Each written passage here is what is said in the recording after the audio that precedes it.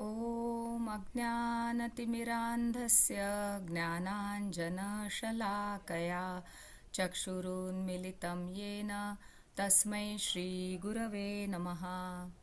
I was born in the darkest ignorance, and my spiritual master opened my eyes with the torch of knowledge. I offer my respectful obeisances unto him. Nama Om Vishnupadaya Krishnapreshthaya Bhutale Srimate Bhaktivedanta Swaminiti Namine.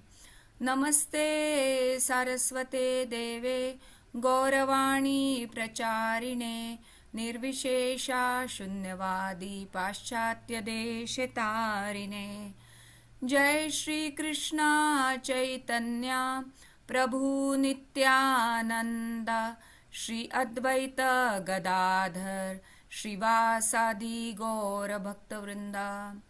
Hare Krishna Krishna Krishna Hare Hare Hare Ram Ram Ram Hare Hare. वाञ्छाकल्पतरुभ्यश्च कृपा सिन्धुभ्यैव च पतितानां पावनेभ्यो वैष्णवेभ्यो नमो नमः.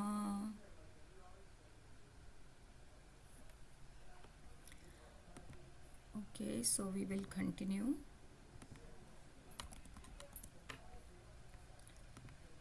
Bhagavatam, Canto 1, Chapter 2, and verse 3, I guess. Let's see. Yeah, 4. Actually 4. Okay.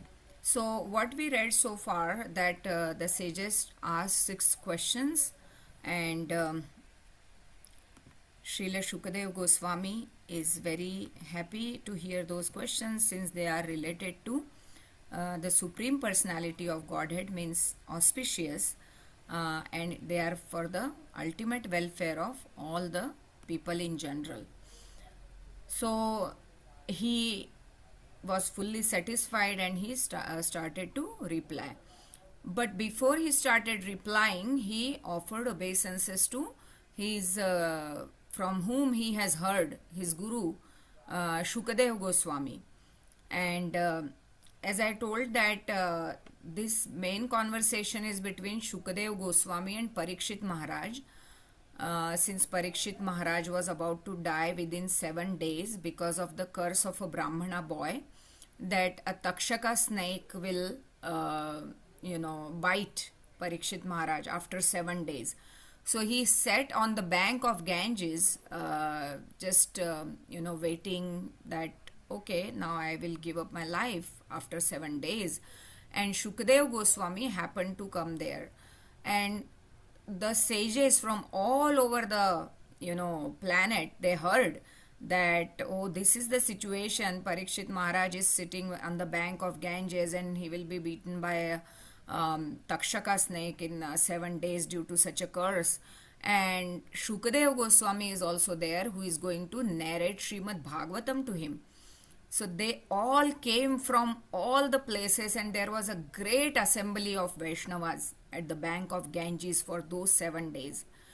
So Suta Goswami was one of the hearers of this dialogue or conversation between Parikshit Maharaj and Srila Shukadev Goswami. So since he heard Bhagavatam directly from the mouth of Srila Shukadev Goswami, so he is his guru, so he is offering obeisances to the guru first. And he is narrating that how Shukadev Goswami, just after his birth, when he was born, he was 16 years old, so he didn't come out of womb of his mother. We discussed this, that he was afraid of Maya, being affected by the Maya. But then when he came out, he directly left home for the forest. Means he renounced everything. He didn't even undergo the purificatory ceremonies like the Upanayan samskar or different kinds of samskaras. But he didn't need all those things. Like Prabhupada explains, that he was already situated beyond the level of Brahmana. He was a Vaishnava, right? So Brahmana, to become a Brahmana, we need all these purificatory ceremonies. Like a normal human being, they need all these performances of all these ceremonies. But Shukadeva Goswami was beyond. He was a transcendental personality, right? So Suta Goswami is narrating that how he left the home, and Srila Vyasdev, who was his father, he felt separation from Shukadeva Goswami, and he also felt that Shukadeva Goswami needs to hear Srimad Bhagavatam. So that's why he cried out, "Oh, my son." But Shukadeva Goswami was just absorbed and he was just going. But the trees responded to Vyasdev. So that's what he's remembering. Suta Goswami is remembering. He's absorbed in the thoughts of his guru. And then he's offering obeisances, and then he's saying that Shukadeva Goswami is so compassionate that he spoke the Srimad Bhagavatam out of his compassion for the gross materialists, like the people of this Kali Yuga who are struggling to cross the darkest regions of material existence. We are fortunate that our families are good and healthy and everything, but in the world there are so many people who are just suffering, even though families are good and everything, but mentally they suffer.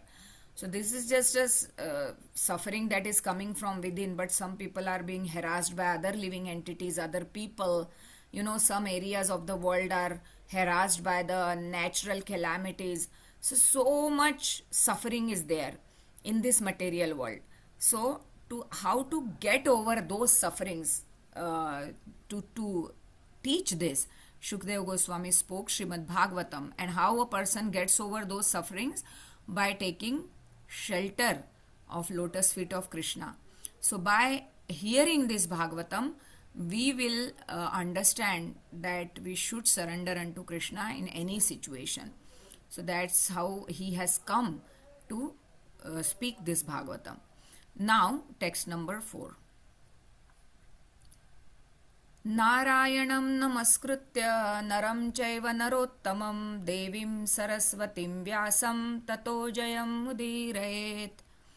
Narayanam, the personality of Godhead, Namakritya, after offering respectful obeisances, Naram cha eva, and Narayan Rishi, Narouttamam, the supermost human being, Devim, the goddess, Saraswatim, the mistress of learning, Vyasam, Vyasdev, Tatah, thereafter, Jayam, all that is meant for conquering, Udire, be announced.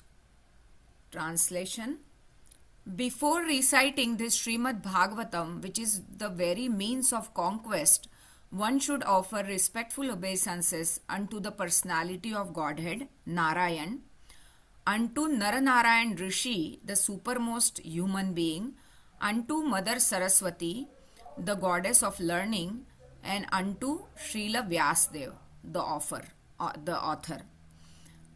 So, Suta Goswami is, in one sense, he is showing by his own example that one should offer respectful obeisances before reciting this Srimad Bhagavatam to personality of Godhead Narayan, then to Naranarayan Rishi, the supermost human beings. Their reference will also come in, I think, in the 4th canto of Srimad Bhagavatam about Naranarayan Rishi. Unto Mother Saraswati, the goddess of learning, and unto Srila Vyasdev. So Krishna means the Narayana, Naranarayan Rishi, Mother Saraswati, and unto Srila Vyasdev. So Vyasdev was sitting in the bank of Saraswati river when he was in Badrikashram compiling Bhagavatam, right? And at the maturity of his realization. So we should offer our respectful obeisances to these personalities as well. Purport by His Divine Grace, Srila Prabhupada ki jai. All the Vedic literatures and the Puranas are meant for conquering the darkest region of material existence. The living being is in the state of forgetfulness of his relation with God due to his being overly attracted to material sense gratification from time immemorial. His struggle for existence in the material world is perpetual, and it is not possible for him to get out of it by making plans. If he at all wants to conquer this perpetual struggle for existence, he must re establish his eternal relation with God. And one who wants to adopt such remedial measures must take shelter of literature such as the Vedas and the Puranas. Foolish people say that the Puranas have no connection with Vedas. However, Puranas are supplementary explanations of Vedas intended for different types of men. All men are not equal. There are men who are conducted by the mode of goodness, others who are under the mode of passion, and others who are under the mode of ignorance. The Puranas are so divided that any class of men can take advantage of them and gradually regain their lost position and get out of hard struggle for existence. Srila Sutta Goswami shows the way of chanting the Puranas. This may be followed by a person who aspire to be preachers of Vedic literatures and the Puranas. Srimad Bhagavatam is spotless Puran, and it is specially meant for them who desire to get out of material entanglement permanently. So one reason that is given is we have forgotten our relationship. The conditioned living entities have forgotten their relationship with Krishna, and therefore they are struggling, just like a lost child who is away from his parents, and he has forgotten his relationship and he is struggling alone. The condition of living beings is just like that in material world. So we cannot solve the miseries of this material world on our own efforts. So we must take shelter of lotus feet of Krishna, and for that reason, how is that possible? To take the shelter of lotus feet of the Lord by taking shelter of such literatures, Vedas and Puranas, who sing the glories of Lord Krishna, right? When we hear the glories of something, we want to have that thing. So similarly, if we hear glories of Krishna, we will easily get attracted to Krishna. But many people say that Puranas have nothing to do with Vedas, because Vedas are actually Shrutis. So they are spoken by Krishna himself into the heart of Brahmaji, and from Brahmaji they came out, right? So people only trust the Vedas, but Puranas come under Smritis. So many great sages, by hearing the Vedas, from their own realization, they wrote the realization and also the text from the Vedas supporting their realizations. So those became Puranas, and there are 18 Puranas. So 6 for the people in mode of goodness, 6 for people in mode of ignorance, and 6 for people in mode of passion, right? So these Puranas, if someone wants to, if someone is in mode of passion, then they can read such Purana. Like, there are different Puranas in that category. But there are people in mode of goodness, so they might read those Puranas, Vishnu Puran, Padma Puran, like that. And there are people in mode of passion, right?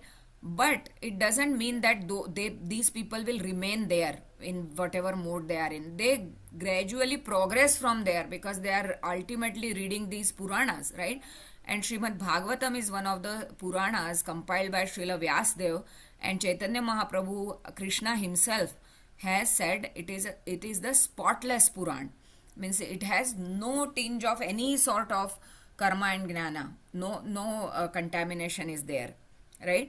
So that's why this Bhagavad Puran has that potency to help us to get out of this material miserable world. And even while living in this world, we will be able to navigate through it very peacefully while we are serving Krishna.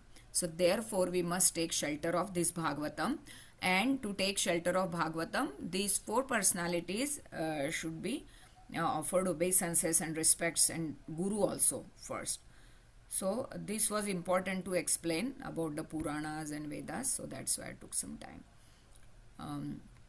Yeah, if anybody else wants to read, but yeah, I can also continue. 1 to 5.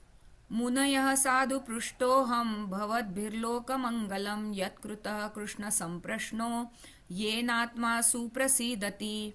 Munayah, O sages, sadhu, this is relevant. Prashtah, questioned. Aham, myself. Bhavadbhi, by all of you. Loka, the world. Mangalam, welfare. Yat, because. Kratah, made. Krishna, the personality of Godhead. Samprashnaha, relevant question. Yena, by which. Atma, self. Suprasidati, completely pleased. Translation.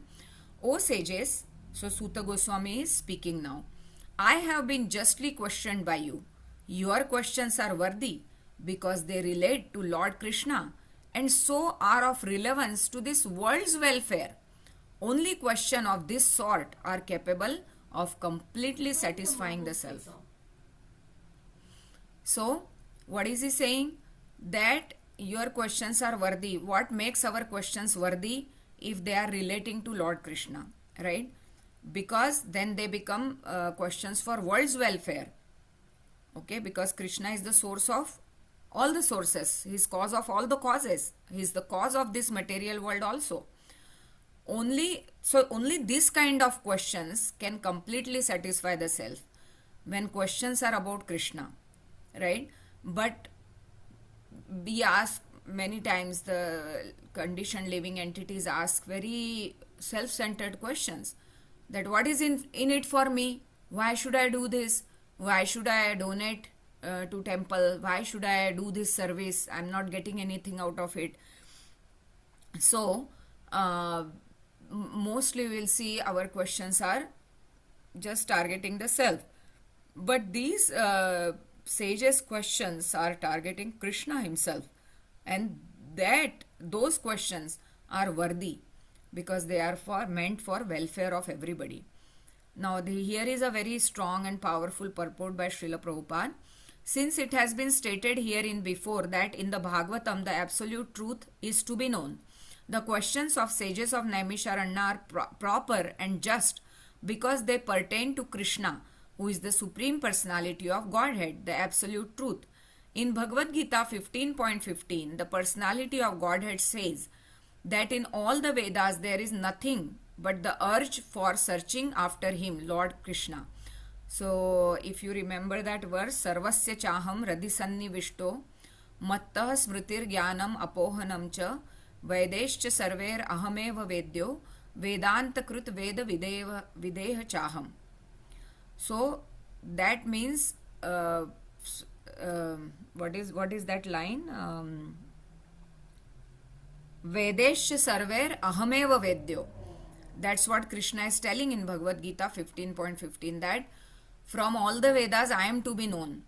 Right? So Vedas are nothing but urge for searching after him. But Vedas contain everything. You know, there is Dhanur Veda, there is Ayur Veda, and there are so many things inside the Vedas which cover every aspect of human life. But ultimately, what is the purpose of the Vedas? To search Krishna, to know Krishna through these Vedas, through these Vedic literatures. Thus, the questions that pertain to Krishna are the sum and substance of all the Vedic inquiries. Right? The whole world is full of questions and answers. The birds, beasts, and men all are busy in matter of perpetual questions and answers. In the morning, the birds in the nest become busy with questions and answers. And in the evening also, the same bird come back again and become busy with questions and answers. The human being, unless he is fast asleep at night, is busy with questions and answers. The businessmen in the market are busy with questions and answers. And so also the lawyers in the court and the students in the schools and colleges. The legislators in the parliament are also busy with questions and answers, and the politicians and the press representatives are all busy with questions and answers. Although they go on making such questions and answers for their whole lives, they are not at all satisfied. Satisfaction of the soul can only be obtained by questions and answers on subject of Krishna.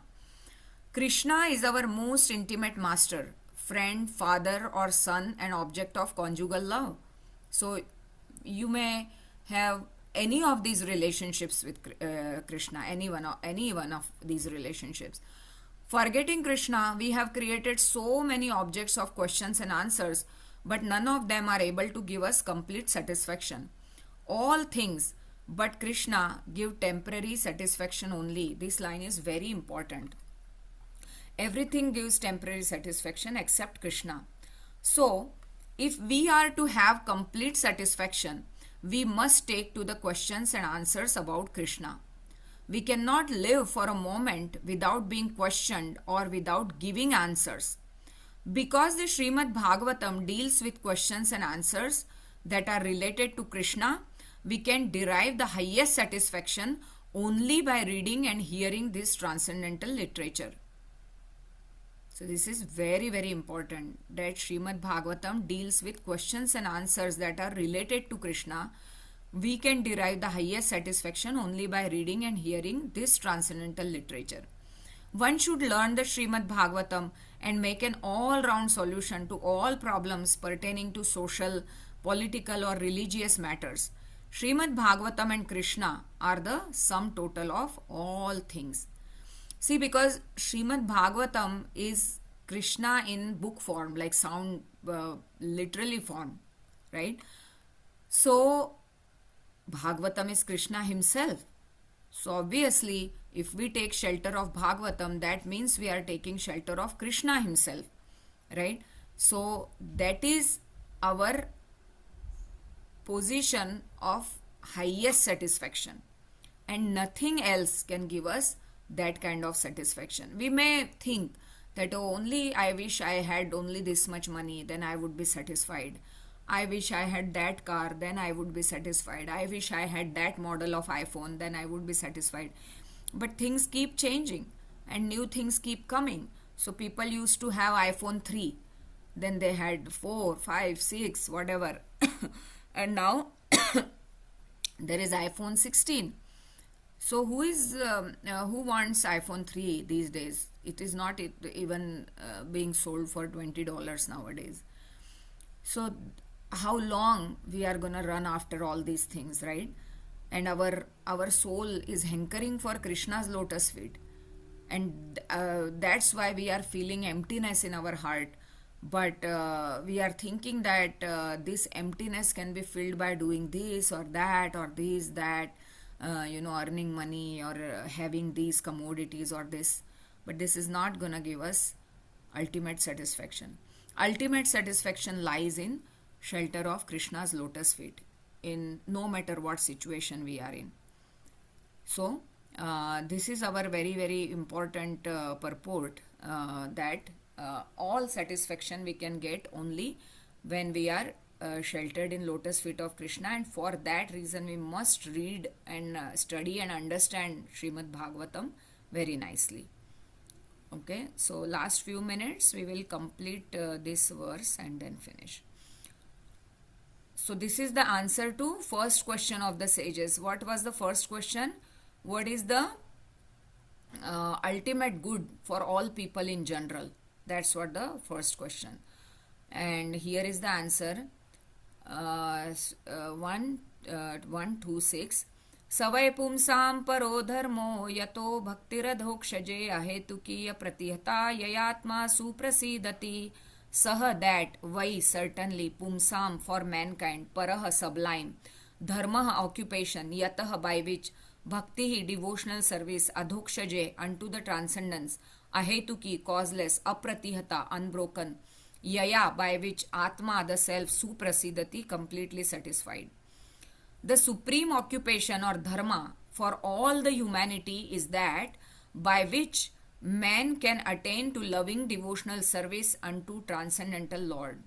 Such devotional service must be unmotivated and uninterrupted to completely satisfy the self. So what is the supreme occupation or ultimate good for people in general is that by which he can attain to loving the service unto Krishna. Whatever you may do, it's not like one thing for everyone. Anything that can bring us to the position of loving service to lotus feet of Krishna, that is the supreme occupation. And that devotional service should be unmotivated, means what, we should not be expecting any returns in turn of that service, and it should be uninterrupted, means it should be continuous or consistent. For example, we chant every day, right? So those who are initiated, they take a vow before their guru to chant 16 rounds minimum at least every day. So this is a yajna that we start when we take initiation, and that ends only with our life. So every day we chant 16 rounds, and this is mercy of Prabhupada that he has given us such rules and regulations that are bringing us to transcendental platform slowly, right? So that devotional service must be unmotivated, so we should not expect anything in return. It should not be fruitive, and it should be consistent. It should be uninterrupted. Then the self will feel satisfied. In this statement, Sri Suta Goswami answers the first question of sages of Naimisharanya. The sages asked him to summarize the whole range of revealed scripture and present the most essential part so that fallen people or the people in general might easily take it up. The Vedas prescribe two different types of occupation for human being. One is called as Pravritti Marga, or the path of sense enjoyment, and other is called the Nivritti Marga, or the path of renunciation. The path of enjoyment is inferior, and the path of sacrifice for the supreme cause is superior. The material existence of living being is a diseased condition of actual life. Actual life is spiritual existence, or Brahmabhuta existence, where life is eternal, blissful, and full of knowledge. Material existence is temporary, illusory, and full of miseries. There is no happiness at all. There is just the futile attempt to get rid of miseries, and temporary cessation of miseries falsely called happiness. Therefore, the path of progressive material enjoyment, which is temporary, miserable, and illusory, is inferior. But devotional service to Supreme Lord, which leads one to eternal, blissful, all cognizant life, is called the superior quality of occupation. This is sometimes polluted when mixed with the inferior quality. For example, adoption of devotional service for material gain is certainly an obstruction to progressive path of renunciation. Renunciation or abnegation for ultimate good is certainly a better occupation than enjoyment in the diseased condition of life. Such enjoyment only aggravates the symptoms of disease and increases its duration. Therefore, devotional service to the Lord must be pure in quality, that is, without the least desire for material enjoyment. One should therefore accept the superior quality of occupation in the form of devotional service of the Lord without any tinge of unnecessary desire, fruitive action, and philosophical speculation. This alone can lead one to perpetual solace in his service. We have purposely denoted dharma as occupation because the root meaning of the word dharma is that which sustains one's existence.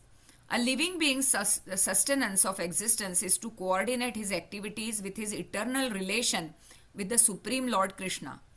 Krishna is the central pivot for living beings, and he is the all-attractive living entity or eternal form amongst all other living beings or eternal forms.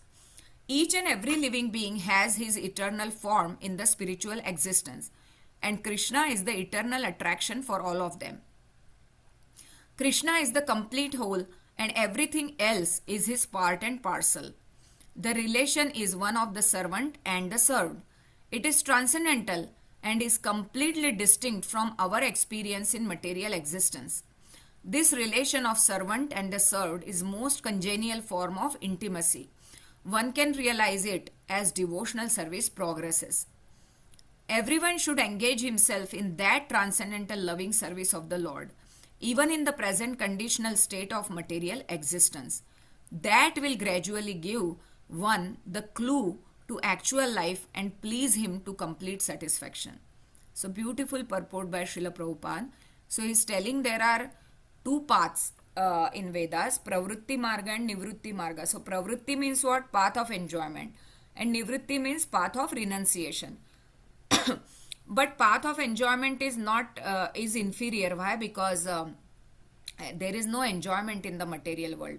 Enjoyment or happiness with just the so-called happiness is just a gap between two miseries, right? Because otherwise this material world has a lot of miseries, some bodily pain or some distress from somebody else or some worries, all this is going on. Nobody is blissful in this material world. So that's why the path of material enjoyment is inferior. But the path of renunciation for service of the Supreme Lord, that giving up on some enjoyments for service sake, like for example, chanting 16 rounds is not an easy task, right? You have to, leave all other things aside to chant for 2 hours, right? And just try to focus. When mind is wandering all over the place, you have to focus. So we are taking some austerity to attain devotional service of Krishna, right? So this is one of the limb of path of renunciation. But this is ultimate for ultimate good, because we want ultimate satisfaction from whatever we are doing in this material world. We want some satisfaction, right? We want some pure love, pure affection, but that we are not getting. Why? Because the path of renunciation is better than this inferior path of enjoyment. But that doesn't mean that we have no right to enjoy anything, or we don't have any right to laugh in this world. Nothing like that. But all our enjoyment should be connected with Krishna. Krishna conscious enjoyment. There is so much fun in Lord Chaitanya's Leelas also. He used to bathe in the pond or river, and he used to play a lot with his friends. He would splash water on them, and then they would also have wrestling in the water, and they will enjoy like anything. So there is enjoyment, but all enjoyment is related or in regard with Krishna, right? Then that is real enjoyment. So our dharma or occupation, like we are doing different kinds of work. Some are housewives, and some work outside, and some are teachers, some are doctors, some are lawyers, some are that, some are volunteering outside. For what purpose? We want to derive satisfaction, right? So but what is our supreme occupation, or what is our supreme dharma is, which will sustain our existence, and that is service of the Supreme Lord, right? Because all these things are only deteriorating our age and body, this running around, right? Many people we see when we wake up early in the morning, we see still cars are going on at 4:30, 5 a.m. in the morning, right? So where are these cars going? These people are going for work, right? So there is so much struggle in this material world. And will that struggle give complete satisfaction? Who knows? I don't know, because the Shastras are saying they don't. So we believe in Shastras and they don't give satisfaction. We can ask people, who are running around since 5 a.m. in the morning. But the dharma or the occupation of loving service to Krishna, this will give us complete satisfaction. So this is the ultimate good for humanity in general. That dharma or that work which will bring us to devotional service. And what type of devotional service? Unmotivated means no material desire, and uninterrupted means like continuous, that we are so much absorbed, we want to do that service, right? So that will give us complete satisfaction. So we will end here at 2:26, and let's see if you want to share anything. Any sharing?